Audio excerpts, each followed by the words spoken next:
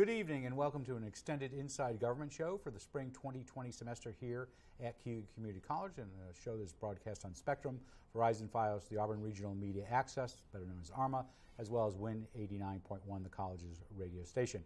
I'm your host, Guy Cosentino. While there has been intense attention paid to the race for president, especially today with being Super Tuesday, all of the House of Representatives and 1/3 of the United States Senate are up for election this year. Locally, there is a contested race for the 24th Congressional District that includes Cayuga, Onondaga, and Wayne counties, as well as parts of Oswego. Since 2014, Republican John Katko has represented the district. It is, according to one report, the only Democratic-leaning district in the country represented by a Republican. In 2018, Congressman Katko ran against Democrat Dana Balter, where she received 47.4% of the vote. And this year we have Ms. Balter running again, Francis CONOLE, and Roger Miso, who hope to get the Democratic nomination later this year to run in the fall.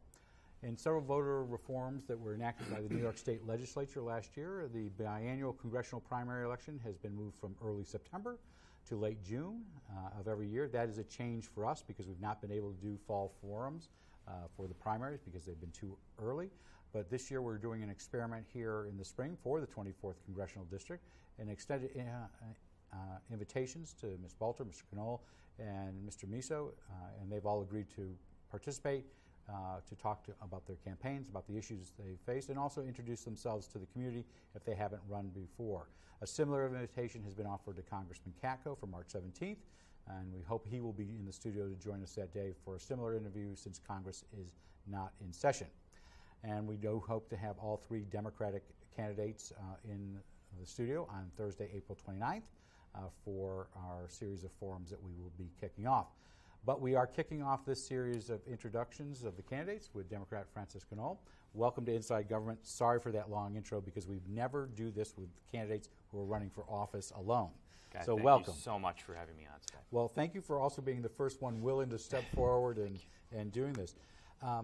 I'm going to take it from the perspective that while some people may have read about you in the Post-Standard or the Citizen or seen you in 3, 5, or 9 or maybe on the radio, they may not know a lot about you. So let's talk a little bit about your background. Where were you born? So I was born here in Central New York. I was born on the west side of Onondaga County. I come from a big family that's lived here for a long time, for generations. I think I read in at least 4 generations. Where'd you go to high school? So I went to high school at West Hill High School, West Hill Warrior. And where'd you go to college? I went to college at the Naval Academy. All right, so you were a class of 2001. I was. So you were the last of the pre-9/11 students who graduated from there, correct? That's right. Yeah, I remember that graduating, and at the time the world seemed like a relatively calm place, and then everything really changed, and changed quickly, particularly for those of us in uniform, changed for our entire country and really the world, but deployed shortly thereafter to the Middle East. So I was going to ask, were you so you served on the USS Wasp. Were you on the Wasp on 9/11? I was not on the Wasp on 9/11. I was actually going through what is our follow-on training, Surface Warfare Officer School in Rhode Island when 9/11 hit. And so it was a very frightening time for our country, and it was a very concerning time, and we knew things were about to change for us. So 2 tours on ships. The Wasp, what is that? The Wasp is a large deck amphibious carrier, and it's an LHD-1. The purpose of the Wasp is to deploy Marines where needed. We had on board MU-22, Marine Expeditionary Unit 22, and we deployed armed with Marines and guns and missiles, the Harrier jets, and the purpose of those amphibious ships is to be able to move, be agile, and put Marines on ground where and when needed. You also served on a destroyer? I did, yes. The USS Kearney, which is DDG-64, and those are Arleigh Burke-class destroyers. Those are really our cutting-edge destroyers. Those are the ones that have the Aegis radar and defense system on them and also have our Tomahawk missiles. And so how long did you, I know you have since left the Navy. How long were you serving? So I served almost 7 years on active duty. Okay. I did the 2 sea tours. I also served at the Office of Naval Intelligence. I then transferred into the reserves. I've had a phenomenal career in the reserves. I was called back. And you're still a reservist? I'm still a reservist. I'm a commander in the Navy Reserves. I currently command a Navy Reserve unit that's down in the Bronx, and so that puts me down in New York City once a month. And I had a phenomenal career in Would you still continue that if you were a member of Congress? Well, I think I'd have to look at that. Yeah, okay. I'm coming up. Because I know there's been some issues. I'm coming up close on my 20 years at this point. And I'm doing the math. Yeah. That's what I was wondering. But while you were in the Navy, or after the Navy, you took advantage of the GI Bill? I did, yes. And where'd you get your MBA? So I received my MBA at the University of Maryland, Smith School of Business. And then you also have an MA in National Security Studies? I do, from the Navy War College, which is out of Newport, Rhode Island, but has a distant learning program. And is that only for naval officers? No, it's actually for all services. And so But civilians are not necessarily part of that? Civilians can actually apply for that as well. So members of our government can receive a master's from the War College. You also, if I remember correctly, served in Iraq for a period of time? I did. I was reactivated to deploy to Iraq. I redeployed over to Iraq in 2010. I served on the ground with Army Special Forces with a 5th Special Forces Group in Balad, Iraq, in a combat zone in Iraq for a year. So explain to me why, and you and I have a mutual friend, Chris Hutchinson, and I always loved that he was at a naval base in Saratoga, New York, which is somewhat landlocked. Right. What is the Navy doing in Iraq inside the country? Well, I think that, really there was kind of a policy component to that. I think that if you remember back when we had the war going on in both Iraq and Afghanistan, the Army was really getting stretched thin. And so I think to help the burden, the other services were helping out and filling some of the needed requirements. And so that's why we had naval officers end up on the ground in Iraq. And you did do a tour at the Pentagon? I did, yes. My last tour was an assignment at the Pentagon.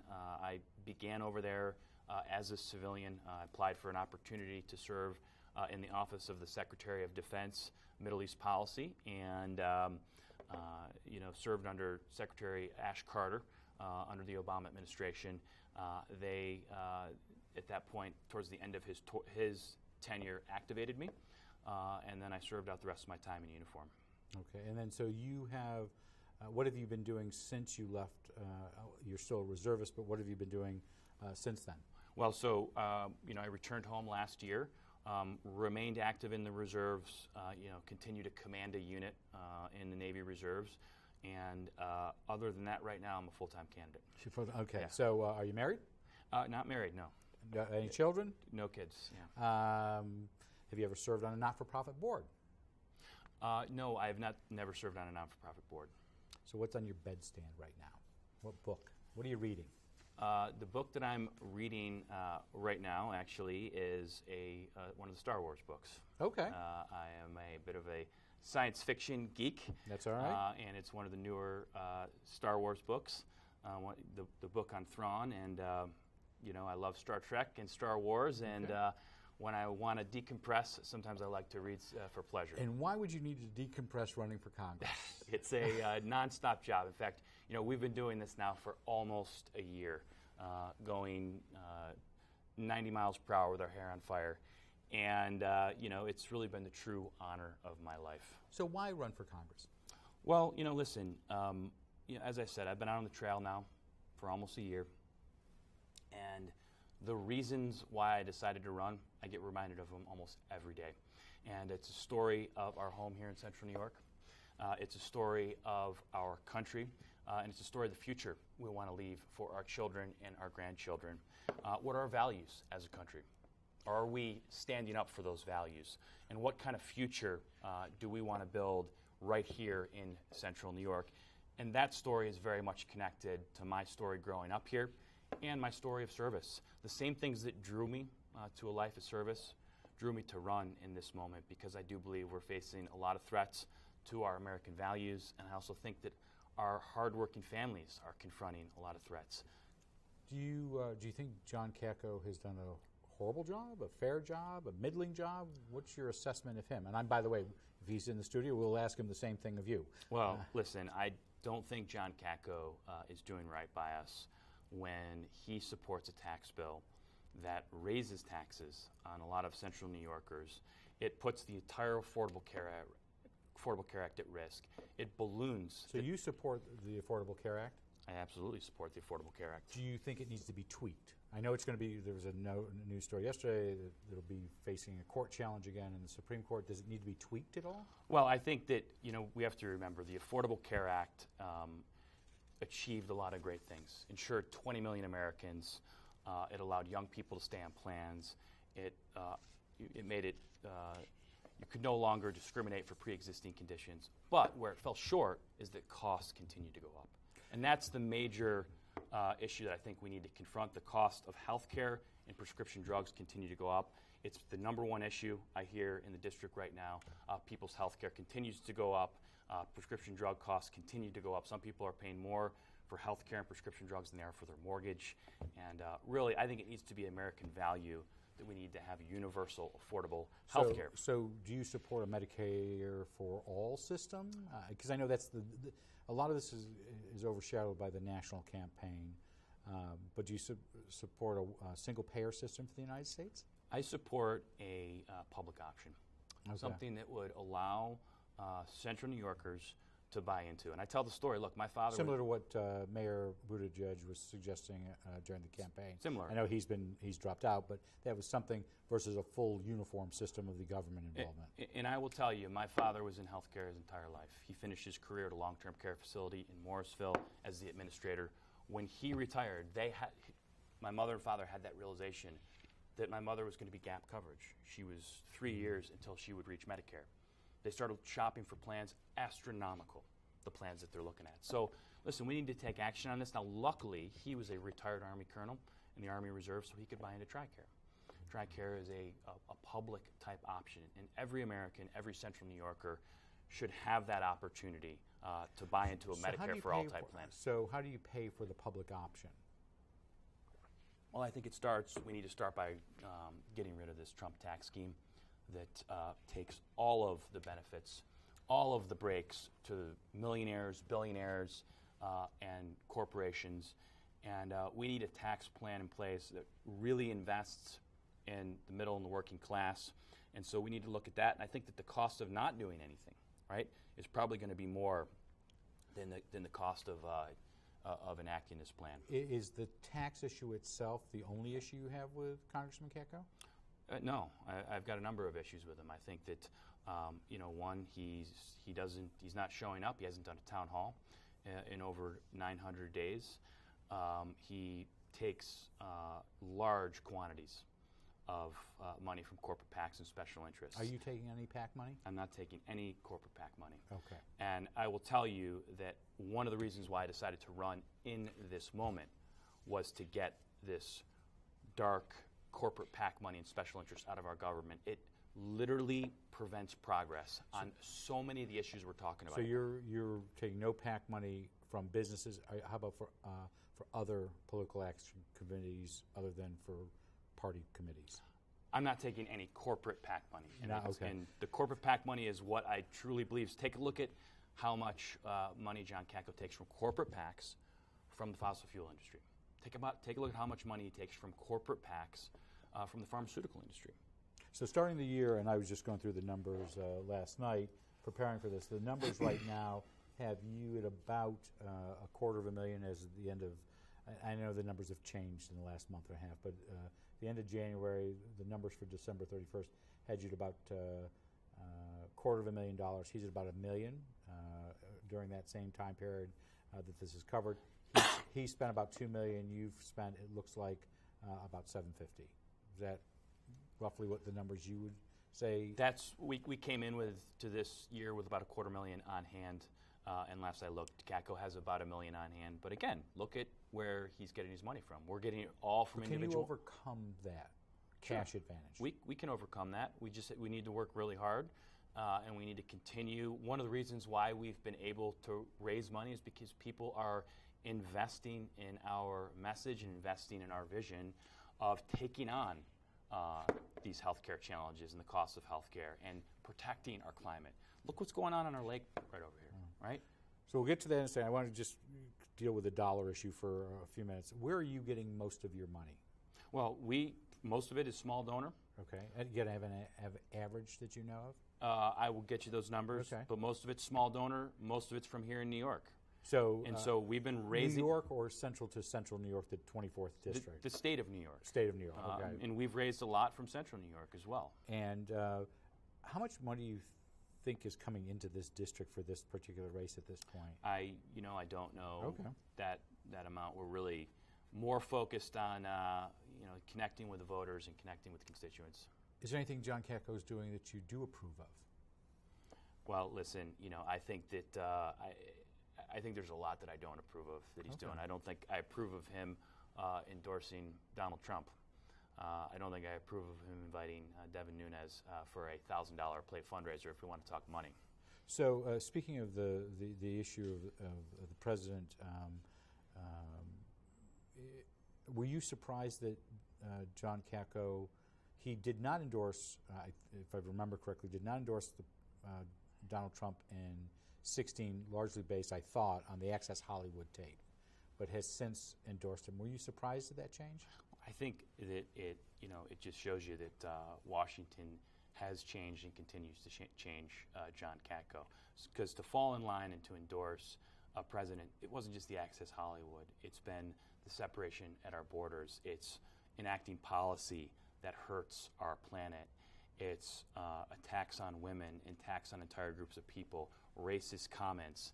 And so it's... But you're not accusing Congressman Katko of racist comments. I'm accusing him of endorsing Trump. Somebody who makes... Okay. And so turning a blind eye, condoning. And look, I mean, you have a president also who he tells Central New Yorkers to leave, and that's what we're dealing with. So we know where John Katko is on the presidential race, and it's a fairly easy choice because there's only two secondary candidates running. Have you decided who you're supporting on the April primary for the Democratic primary? I will support the Democratic nominee. I'm laser focused on what's going on here in Central New York. So let me give you a different question. Sure. Do you align yourself politically more with the Warren-Sanders wing of the party, which is a more progressive wing, or a more moderate, which I would say is Biden-Bloomberg, and that covers almost everybody? I know there's one other candidate out there, but where do you fall in that spectrum on issues? I would say that I align myself with a candidate who's spent his life serving his country, who was born and raised here, and who is fighting for the hardworking families here in Central New York, and fighting most notably to tackle the rising cost of healthcare and prescription drugs, to protect our lakes and our planet. No, but I'm talking about the national, of the wings of the party, because that seems to be what it is down to right now. I really don't spend a lot of time thinking about the alignment or the different wings of the party. I am laser focused on the people of Central New York. So there'll be a convention this year, the Democratic convention. If you're the nominee, would you plan on going to the convention? I haven't not thought that far. You wouldn't be going as a delegate, though. Yeah, I'm more than likely going to remain here in Central New York. 5 months is not a long time. That's right. You may not think it. I did want to ask you one other item about the race itself. Surprisingly, there are three of you running this year when we're destined, because of the United States Census that will start kicking off this month and next month, we're likely going to lose a district or two. And there's a high probability there's an upstate district and a downstate district. And usually they go with the newest member who's elected, and they have to then choose, will they run against a fellow congressional member? Why not wait till 2022? Listen, I think right now we are in perilous times right now. I think our middle class continues to fall behind. Again, I think we have a president who's launching attacks on our American values, threatens our republic. So I made the decision to run because of the urgency of this moment. And the people of Central New York, my family doesn't have time to wait until 2022 because of potential census redrawing. So forget John Katko for a second. You're in a three-way race. Yeah. There have been several committees that have met. Onondagas met, Cayugas met, Oswego has met. I believe Wayne County has chosen not to endorse anybody. Am I correct? That's right. Yeah. What was the reason for that? Do you know? They just want to give all three of you a chance? I think that they mentioned that they supported all of us. Okay, so how did you do in, we're here in Cayuga County. Yeah. How did you do in Cayuga County? Did great. Yeah. So we had very strong support on the so committee. So are you the endorsed candidate from that? I am the endorsed candidate here in Cayuga. I was extremely grateful. I was extremely honored.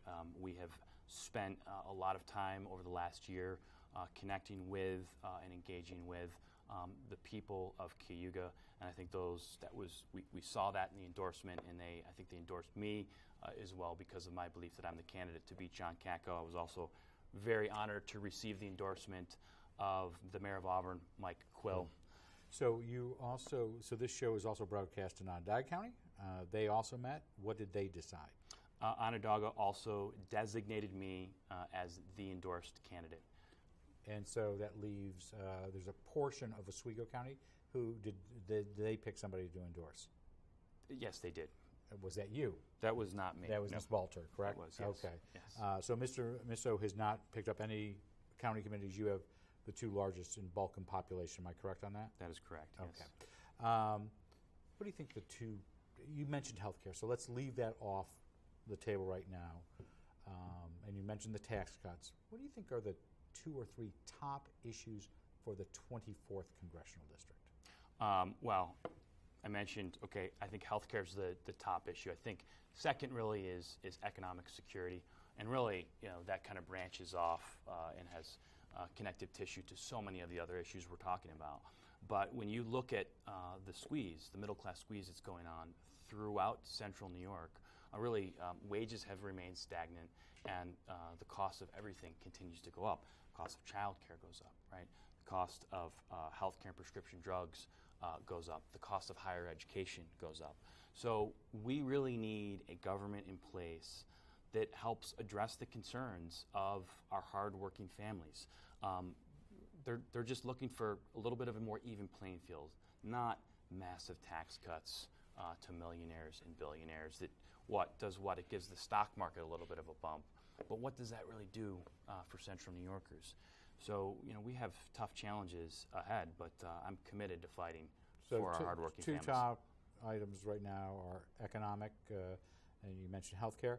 I noticed you didn't mention opioids, which has been a standard for Mr. Katko talking about. Where does that rate in your priorities list? It's a top issue. It's a crisis. And I think that we need to call it and treat it like the national crisis that it is.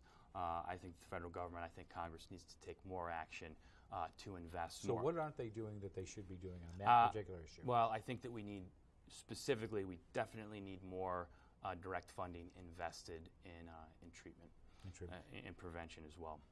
Is there any issue in the 24th so far that you are surprised has not been covered very well, whether by the campaigns or by the media?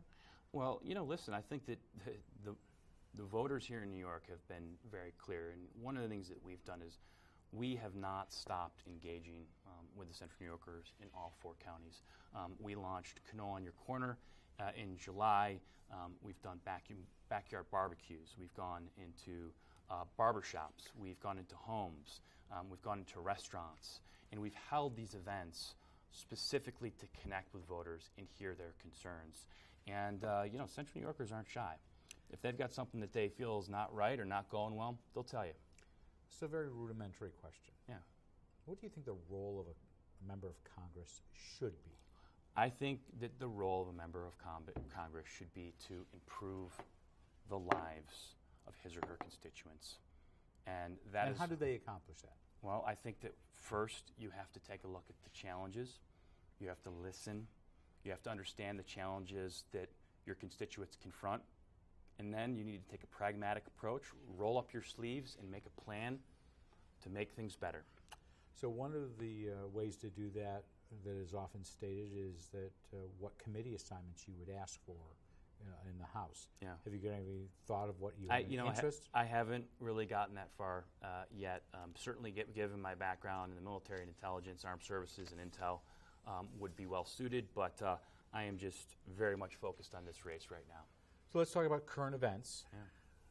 So do you think the Trump administration has done the right thing on how our approach to the coronavirus? No. And I think that what we're seeing is a product of the erratic behavior of this administration. So what would you have liked to have seen done differently on the public health aspect? Well, first of all, I'd like to not see cuts to the CDC. I'd like to see not have cuts to global health programs. I think that to start is a real problem. But then also, would you but have... the president contends, so his contention at the press conference, I thought the other day was, and I'm just playing devil's advocate here, is that all these people are on call and all they were cutting were, I thought he indicated, administrative. Nah, nonsense. These are cuts to critical programs. These are, we're facing a global pandemic, and at that time we're cutting World Health programs, we're cutting the CDC. Not good policy. And at the same time, mind you, when you have a president that lies daily, you saw how the markets responded. Why did they respond that way? Because they didn't trust what was going on at the top. When you have a president saying, oh, well, this is a hoax, blaming it on Democrats. Listen, I have seen and lived good leadership throughout my life, and that's definitely not it. Would you, I'll come back to the markets in a second, would you tighten the borders now in regards to international flights, or is it too late? Well, I mean, listen, I think that we need to take all of the actions as recommended by the CDC to make sure that we are keeping our citizens and Americans safe. And so I would defer to what the recommendations coming out of the CDC are, and I do think we've been a little bit slow on the draw. So I know as we're taping today on Tuesday afternoon, the Fed did cut rates this morning. There was a quick uptick to the markets, yeah, and then they fell again. And right. At about 3 o'clock, it looked like they were down about 700 points. Thoughts on that? Well, I think that, again, you have a president who's more concerned about the economy. And I think that the overall economic approach of this administration... Because he's talking tax... There was a mention of tax cuts right. to help generate... Right, but think about this now. The overall approach of this administration was to use monetary and fiscal policy to keep the engines of the stock market going, to continue this positive political narrative for him. We're doing quantitative easing, lowering interest rates, cutting taxes when our economy didn't need that. Instead of using that money to invest in the core pillars of what should be economic strength, investing in our middle class, investing in education, investing in infrastructure, investing in training, investing in green energy. So we're not investing in those things, and instead we're going to implement more tax cuts to keep this engine going in the stock market. So then what happens when we actually hit a downturn? What kind of tools are we going to have in our toolkit? And I think we're going to be in a tough situation. I think this party is going to end, and I think that this mode of running an economy like this is going to leave us all empty-handed, especially the hardworking families here in Central New York. Do you think there is I'm moving on from the virus. Sure. Let's talk about immigration. Do you think there is a problem south of the United States border? Well, listen, I think that we need common sense immigration reform. So what does that look like to you? To me, I think that has a few kind of core components. I mean, first, yes, we need to have strong borders. But I will tell you, when I was at the Pentagon, I directed our policy for Jordan, Lebanon, and Israel. One of the things that we did, working with our partners in the Middle East, was we wanted to strengthen their borders. And mind you, we were strengthening their borders with Syria and worried about the infiltration of ISIS. The way that we strengthened those borders was we used fencing, we used cameras, we used drones, we used radars. So does that mean that you think a wall is a solution to the southern? No, I'm saying we used smart technology. We did not use archaic, expensive medieval walls that blows down. I thought I heard you say fencing, and that's why I turned the fencing to be walls. No, I do not think a big structure is needed. And I also don't think we should take funding from the Pentagon in order to pay for it. I think a second core component needs to be a path to citizenship. And then a third component, we need to take care of our dreamers. We need to reinstitute DACA. And then finally, we do need to take a hard look at how ICE is carrying out its duties. But I will tell you that we've come close. We, America, our government has come close to achieving comprehensive immigration reform in the past. But then both sides, both parties tend to use it as a political football. We need to come together and get this done. This is something we can get done. So you mentioned Jordan, Israel, and that area. I do want to ask you, there was news last week of a new deal struck between the United States and the Taliban to bring that effort to a conclusion. It's over a 14-month period. I don't think we have a lot of the details yet, but do you think from what you've read that's a good deal, having served in that area, in that region? I think we're going to have to see how it plays out. I think that we've been involved in these forever wars for way too long. I mean, think about it. I talked about when I graduated from the Naval Academy. We were attacked on 9/11. That was my first deployment heading over to the Middle East. At that time, we were operating, Congress passed an AUMF, an authorization for use of military force.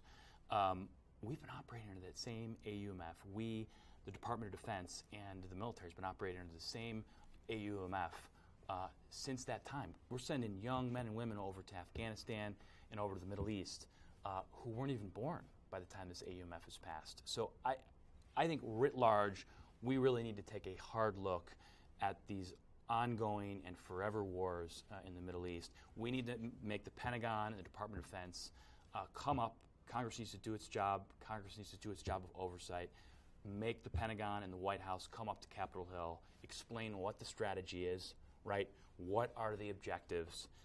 And then how are those objectives tied to our national interests? So let's separate Iraq from Afghanistan. On the Afghanistan front, I think it said the coalition forces and American forces, there are 3,500 deaths there.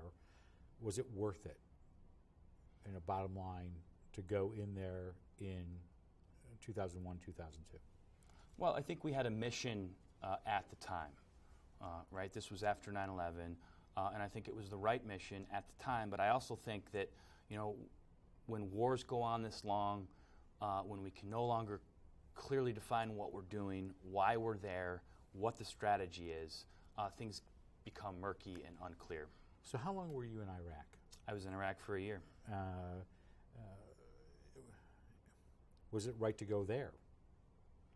That's separate from Afghanistan, because Afghanistan there was linked information to the Taliban.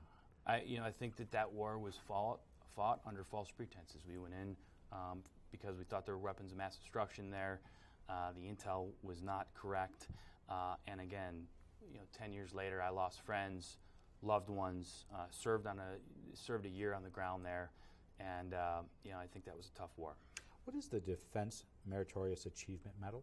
That is a medal we give for superior achievement, superior performance, and I received that. So you received that. When did you receive that? I received that both in Iraq, and I also received that after my tour at the Pentagon. So let's turn to the other big player in the Middle East right now, and that's Iran. Forget the virus and everything else. Do you think the United States should not have withdrawn out of the multi-party deal dealing with nuclear weapons in Iran? Well, I just think now we really do need to face forward with that. And, I think that, again, this administration is taking an approach that, with the killing of Soleimani, I thought we were on the brink of war then. And I thought we were going to have another war. So do you in the think Middle it was East. right for the United States to assassinate him? I do not. I think it was a risky maneuver and I think there was a reason why successive administrations, both the Bush and the Obama administration, decided not to do that because the risks were too high, and that could have led us to another regional war. So assuming, you obviously may have a president that's reelected. I know that's not what you're supporting, but if a Democrat wins in November, would you want the United States to re-engage with Iran again to try to do a nuclear deal? Absolutely. Yeah, I think it's the right approach. I think coming together and talking and getting a new deal to avoid war is extremely important. Is the Earth getting warmer? It is. Yeah, scientists tell us it is. 99 out of 100 scientists tell us the Earth is, look, hey, it was just 65 degrees in Antarctica. We see it playing out I don't know around. why it's in Antarctica, not here. That's right. Well, we see this playing out around us. I mean, take a look at the algae on our lakes, on Owasco Lake, on Skaneateles Lake. This affects our drinking water. The city of Syracuse's drinking water. So, look, 99 out of 100 scientists tell us that the planet is getting warmer, and it's man-driven, and we face an impending crisis here. And I'll tell you this, the Pentagon acknowledges this. The Pentagon briefs climate change. The Pentagon incorporates climate change into our strategy and plans. We call it a threat multiplier. So that means all of the threats we confront globally, everything from food shortages to our coastal bases to the threat of terrorism, will be amplified by the threat of climate change. So it's a crisis. Do you think it's the greatest existential, I never say that right, threat there is? Do you agree with that? I know that several of your party's leaders are saying it is. I do believe it is. I think it's an existential crisis to our planet. I think it's a crisis here, right here in central New York. It's affecting... So what would you do differently in central New York? So there's obviously been a lot of press conferences, and there's been some state money in here. The city of Auburn has changed some of the ways they do business, but we're still having algae blooms here in Skaneateles. We've had Dr. Adam Effler here a couple of times for Owasco Lake. What would you do differently from a federal resource perspective? So a couple things, and this was going to be the next part of what I was talking about. First of all, I do not believe that taking on the challenges of climate change and our own economic growth are mutually exclusive. In fact, I think they can be intrinsically linked. And I think that investing in wind, solar, bio, updating our grids, updating our buildings, investing in carbon capture technology, these could all be a source of good paying jobs here in central New York. So I think that there's absolutely an economic component to taking on and investing in green energy, because it could be a source of good sustainable jobs, and that's where I think we need to go. But what would you do as a member of Congress? How do you think you need to address runoff, issues of that nature? I think that we need to continue to invest to bring home and to look at the infrastructure around our lakes as well. I mean, it's almost, when you look at it, it's almost both a tactical and then strategic problem. The strategic problem is, hey, it's getting warmer every year. The tactical problem is what's coming into the lake and how are we going to deal with it here and now. And I think we could continue to look at infrastructure dollars to protect the lakes. And what do we do? We talked about the more global issue. What does the United States need to do differently when obviously we can get into Paris in a second, but what does the United States need to do that they're not doing now when it comes to global warming? Well, I mean, first of all, you mentioned Paris. The Paris Climate Accord was a deal that we led. We led on climate change. And that was what set the goals that we wanted the whole world to reach, and now we've backed out of it. So first of all, we really need to reaffirm our commitment and lead again on climate change. And then to get there, it's a lot of what I just talked about. We're going to need a large-scale public and private investment in order to get us there. And it's going to be... So where does that money come from, though? Well, listen, I talked about it. It's a matter of priorities, right? What's more important to us? Is it one of our values to protect our planet, to protect our lakes? Is that a value to us? And then what's the cost of not doing anything? What's the cost of inaction? I think it's going to be higher than what the cost of investing in green energy is going to be. But do you see it as being reprioritizing tax cuts, getting rid of tax cuts, creating new taxes, putting carbon fees? Well, how do you raise the money for that type of expensive infrastructure? I'm not saying it's wrong, but how do you pay for it? I think we need to start by getting rid of Trump's tax scheme that, again, it prioritizes all the benefits to the top. Most of the benefits go to the top 1%. Most of the benefits go to corporations. And what's the middle class left with? Do we have money to save and protect our planet? It's an issue of values. It's an issue of priorities. And do you, we talked about Paris for just a second, do you think the United States should get back into the Paris Accords? Absolutely. Absolutely. I mean, this was something that took so much leadership by President Obama and his administration, shepherding the entire world, and we need to get back in, and we need to affirm our commitment and lead on confronting climate change again. How do we deal with China? Well, I think that China we're going to need to continue to. China continues to grow. China continues to come on militarily, and I will tell you that one of the things that I often talk about is that we need to remain competitive with China, and so a key component of that is remaining competitive at home.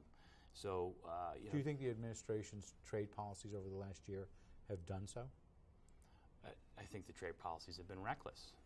I mean, it's hurting our communities here in Central New York. It's been hurting our farmers. You're talking about ag. I'm talking about agriculture, absolutely. And so, what are farmers telling you? I think farmers are hurting. Farmers, I talked to Cayuga Milk Ingredients here just outside Auburn, and they were looking to get into China with their dry milk product. I think they found a way around through Ireland, but that's a cost. It's a very complex. I've been at a lecture where they've explained it, and your head spins. I think we were at that lecture. Right, it was yes. at the round table, right. the Wednesday morning round table. And after that round table, I went out and saw Kevin Ellis. And, listen, the milk industry has just come down. How about steel? Well, steel's another issue.